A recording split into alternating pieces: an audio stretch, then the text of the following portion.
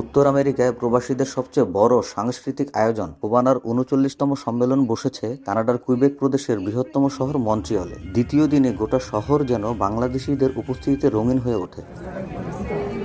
এদিন সাহিত্য, সংস্কৃতি, ব্যবসা, বাণিজ্য, স্বাস্থ্য ও পরিবেশ নিয়ে ছিল নানা আয়োজন।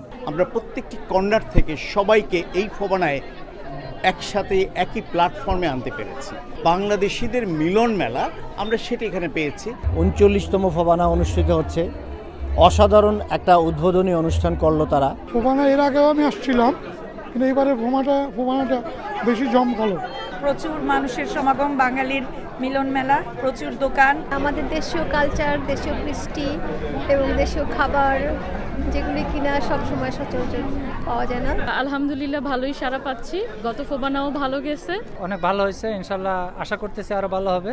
বাংলাদেশ থেকে আসা শিল্পীদের পাশাপাশি উত্তর আমেরিকায় বেড়ে ওঠা শিল্পীরাও প্রদর্শনী ও পারফরমেন্সে অংশ নিয়েছেন। তাদের সঙ্গীত ও নৃত্য পরিবেশনা মুগ্ধ করে সবাইকে। বিদেশের মাটিতে দেশের কালচারকে তুলে ধরি, আমরা দেশের মানুষের সাথে নিজের কানেক্ট করি। So yes, it's a great feeling.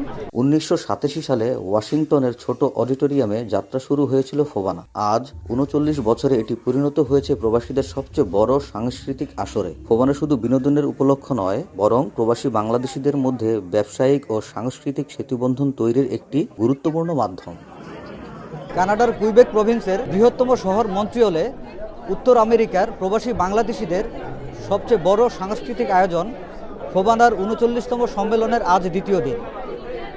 শুধু বিনোদন নয়, শিক্ষা, সংস্কৃতি আর ঐতিহ্যের ধারক হয়ে উঠেছে ফোবানা। বিদেশের মাটিতেও বাংলাদেশকে ধরে রাখা, নতুন প্রজন্মের কাছে বাংলাদেশকে পৌঁছে দেয় এর মূল উদ্দেশ্য। আবু হানিফ শুভ, সময় সংবাদ, মন্ট্রিয়ল, কানাডা।